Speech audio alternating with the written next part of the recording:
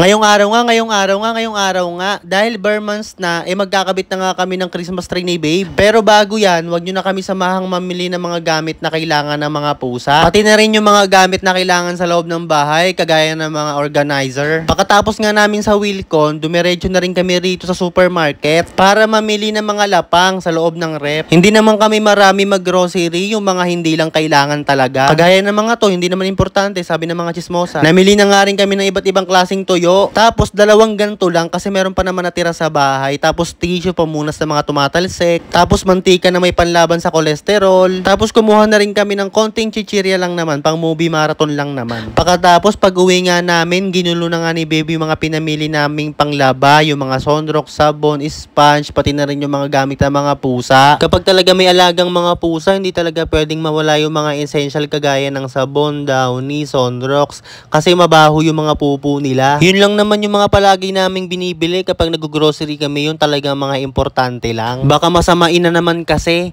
pati ba naman pag-grocery ng ibang tao kinakagalit. Alam nyo, para sumaya mga buhay-buhay natin, subukan nating sumaya sa buhay ng iba, hindi yung kinakagalit natin bawat galaw nila, lahat na lang may issue sa inyo. Sash! Hindi. So ito na nga po yung pagkakaayos ng gamit ni babe dito sa ilalim ng lababo namin. O di ba ang sarap sa mata, ang sarap sa pakiramdam, ang sarap sa feelings. Tapos inayos na rin nga ni babe yung mga essential naming pagkain at merienda dito sa ibabaw ng drawer. Sabi ko nga sa kanya wag niya nang ayusin yan dahil magulo pa rin naman yan sa mata ng mga tao. Kasi ganoon naman yung mga mata ng tao, di ba? Lahat na lang na makikita magulo sa mata nila. Lahat na lang pinakikailaman.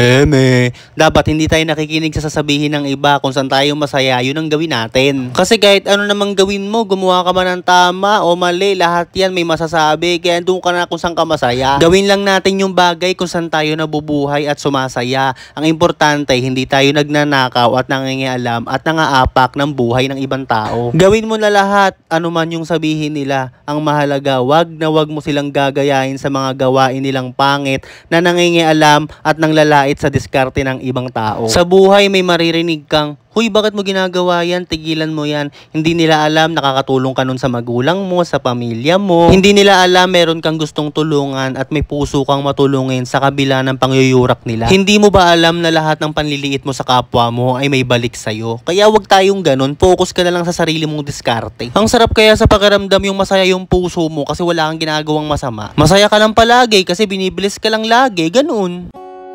At dito nga nagumpisa na nga magkabit ng unti-unti si babe ng Christmas tree. Shout out sa mga nakakaalala pa at nakakita na nitong Christmas tree namin last year pa dun sa may lumang apartment. Hello tayo sa mahal na pusa akong si Lime. At naitayo na nga namin itong Christmas tree. 6 feet nga pala to guys. Inuna na nga nilang ilagay yung ribbon. Ang galing no, ewan ko ba kung bakit nakakaugalian na ng ilan sa atin na kapag sumapit ang Burmans ay agad-agad na tayo nagkakabit ng Christmas tree. Nakaka-excite kasi at saka ang sarap damhin kaagad yung diwa ng Pasko.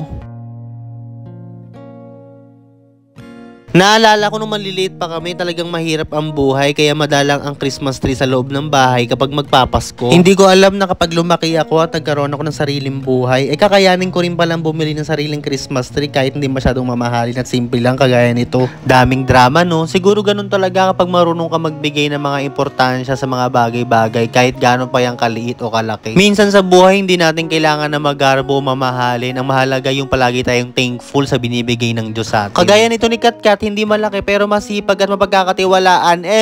Nag-uumpisa na rin po silang mag-vlog. Sana masuportahan nyo po sila ng kapatid kong sa Erica. Jowa niya sa Erica. Ang page po nila ay Erica and Kat. Salamat! Bakit nyo ginagaya yung format ng pangalan namin sa page? Sinunod na nga nilang ilagay itong mga bola. Wala nang masabi ang tao na to. Magpatugtog na lang muna tayo ng background music.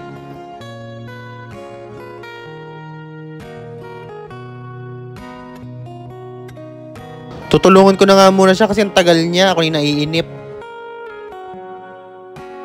Ay, may i-share nga pala ako guys. Alam nyo ba guys, kapag Pasko, ayoko sa lahat yung may nag-aaway, may bad trip, may mainit yung ulo. Basta ayoko ng bad vibes kapag Pasko. Kasi dapat ugaliin natin na kapag Pasko, masaya lang tayo, no? Kahit na hindi ganun kasaya yung sitwasyon, piliin natin na maging masaya sa araw ng Pasko. Kasi, hello, birthday ni Papa Jesus yun, pipiliin mo magpa-bad trip. Parang ang bastos kasi, di ba? Kung ganun din lang, doon na lang ako sa far away. Parang gusto ko na lang lumayas or gumala kapag ganun ang klase ng Pasko. Wag ganun. Yung iba kasi wala raw pera kaya bad trip. Diyos ko, hindi naman yun ang diwa ng Pasko. Hindi naman yun ang basehan para maging masaya ka sa Pasko. Birthday ni Papa Jesus yun, di ba? Gunitain natin yung panganganak niya. Panganganak niya? Yung kapanganakan niya. Oo, importante ang pera at nakakalungkot pag walang pera. Pero Pasko na be. Nasa sitwasyon ka na ng Pasko. Kuking ina ka, tsaka ka pa mag-bad trip. Wala ka naman na magagawa kung wala kang hawak na pera sa Pasko eh. Tanggapin mo na. Sino lang ba kasi may stress? Di ikaw lang din. Basta parang nababastusan talaga ako para dun sa kapanganakan ni Papa Jesus, yung hindi man lang maging masaya dun sa kaarawan niya.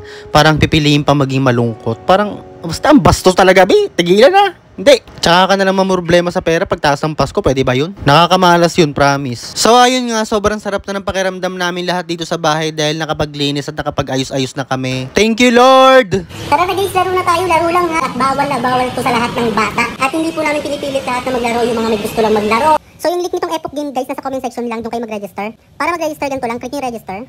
Ilagay nyo lang dito yung mobile number nyo, password, referral ID kung meron, okay lang kung wala, and then verification code na papasok sa mobile number na nilagay nyo dito sa taas. And kapag okay na, click nyo confirm. So ito nga pala sa mga laro nila, meron silang Dragon Tiger at bagong-bagong mines kagaya ng iba at Baccarat, meron na rin sila at Color Game, ang dami nilang bagong laro dito. Sa mga gusto na po maglaro, wala pong bilitan, pwede nyo rin withdrawin yung kinita nyo through GCash, download na!